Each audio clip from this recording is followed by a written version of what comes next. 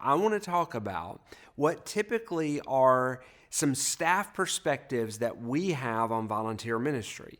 And by staff, I mean either paid church staff or you're a lay leader that you're responsible for recruiting other people to serve. There's 5 typical perspectives that those of us who are leading have. Number 1 is this: don't touch.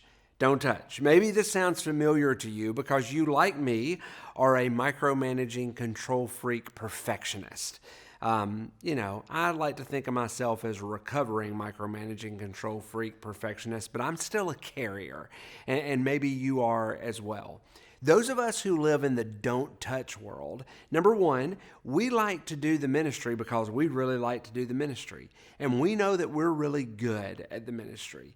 If we're being honest, you can say this about yourself. I can say this about myself.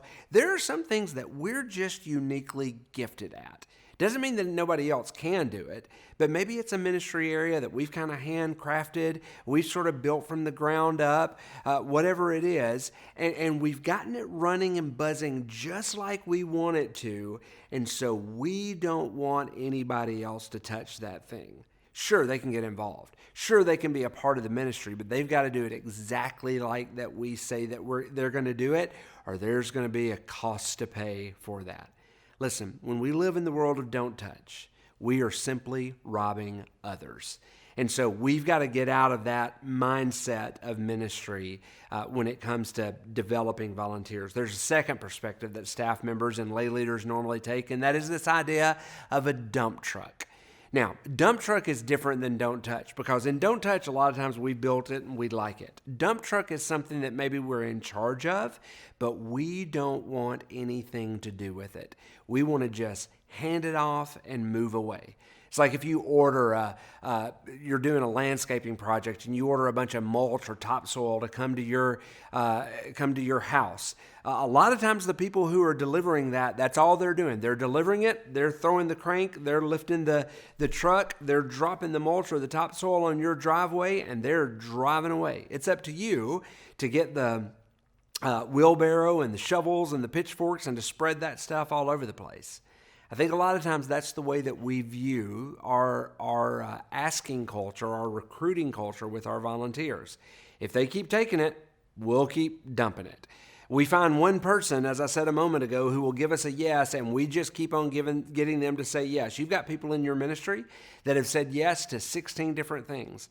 And because they're too old or weak to outrun you, you decide, I'm going to give them a 17th thing because I know that they'll say yes to that as well. There's a third perspective, and that is until death. Now, until death is similar to the dump truck perspective, but this is where we dump it all on our volunteers' shoulders and we never check in. Now, here's the problem with not ever checking in with our volunteers, with giving them all of this responsibility, but never really figuring out if it's okay with them or not, if they're doing it well or not, if they're good or not, if they need anything or not. A lot of times when we find ourselves in this until death mentality, we assume that our volunteers are fine. Now, we know that they're not fine. We know that they're probably not doing well if they don't have any leadership or guidance along the way. But a lot of times, it's not only that they're not fine. Sure, yeah, sometimes they're not fine. They're not doing well. They need a break. They need some guidance. They need some leadership. But other times with a lot of our volunteers, it could be that actually they're okay. They're just underutilized. Because you never check in with them, because you haven't, you expect a death certificate to get them out of the role that they initially agreed to. They could be doing so much more that you don't even know about because you haven't taken the time to talk to them about that thing. Fourth perspective that staff and lay leaders often have on asking volunteers and inviting volunteers is we just delegate stuff. That's when we just hand off a lot of responsibilities. We give out a lot of checklists, but we don't actually give them any authority. We say, here are the list of things that we need you to do. Now go out and do those things. Dance, monkey, dance. Fill out your form every week to say that you've done this. Go out, be robotic. Don't use your mind. Don't use your heart. Don't use the soul that God has given you.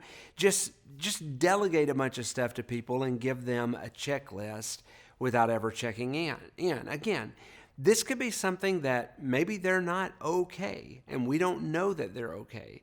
Maybe it's that they're underutilized and they could be doing, again, so much more, but because we are just simply handing them a bunch of tasks, we don't really know those things. Well, there's a fifth way that we can develop this healthy, inviting culture. And you know that if a speaker ever gives you 5 different ways to do something, the fifth answer is always the right one. So you might want to write this one down. But that is, we want to develop leaders. Develop leaders. I don't know about you. Maybe you can look back over those previous 4 things and you can identify yourself in some of those areas. Maybe you're a don't touch leader. I've done that a lot of times in my life where I get something running the way that I want it and I'm so fearful of handing it off that I can't imagine letting somebody change it or tweak it anyway. Maybe it's a dump truck mentality where I'm just so sick of doing that thing. I don't care how you do it. Just don't bother me about it. Go and take care of it yourself. Maybe it's an until death where I just kind of abandon ship and assume you're fine when you're not fine or you're underutilized. Maybe I'm just delegating a bunch of things, but I'm never equipping them with the authority to do what it is that I've asked them to do. Well, I think we can all agree that number 5 is always going to be the best one, and that is that we simply want to be able to develop leaders. We have, as a group of leaders, again, whether you're on staff, whether you're a lay leader in your ministry, whether you're responsible for a group of volunteers, there's a very specific calling that we as leaders have been given, and that is that we are to equip the saints for the work of the ministry. You know this verse. Paul says he gave the apostles, he gave the prophets, he gave the evangelists, he gave all of the pastors and teachers the responsibility to equip the saints for the work of the ministry.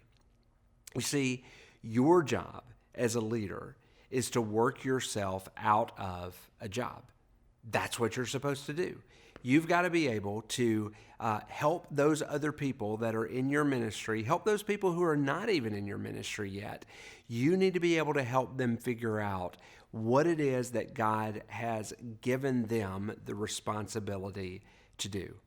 I'll never forget, as a kid, my middle son, Austin, was in, I think he was in 3rd or 4th grade, and the classroom that he was in, his teacher was actually a very committed Christ follower, knew that I was a pastor, all of this. And so one day she was having the class go around and tell about what is it that your parents do for a living, which could be a little bit of a dangerous question, but she got around to Austin and she said, Austin, your dad has a very important job. I think she was trying to seed it out a little bit. She said, tell your classmates what your dad does.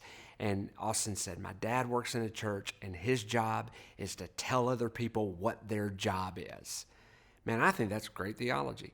I think it's pretty good because my job is to equip the saints for the work of the ministry. Your job as a leader is to equip the saints for the work of the ministry. My pastor often says it this way: when I became a pastor, I got out of the ministry.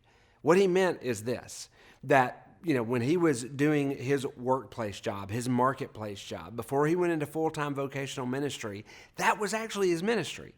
That was the place that he got to rub shoulders with non-believers. That was the place that he got to take the time to build relationships with people and share the gospel with people. And he'll often use this line: when I became a pastor, I got out of the ministry, to remind the rest of us that those that are still in the marketplace, those that are still working out at the gym or hanging out in their neighborhood or whatever, they're the ones that are actually an active day-to-day ministry. Now his job has changed. His job is no longer to do the work of the ministry. His job is to equip others to do the work of the ministry. So again, your one job as a leader is simply this: to replace yourselves. Now, why is it that phrase, that one sentence just kind of gives us a little bit of pause? Well, I think one of the reasons is that our fear is if we try to replace ourselves, that we'll actually replace ourselves. And I want you to know that is absolutely not true. To quote a friend of mine, no leader ever suffers because anyone underneath them is a rock star.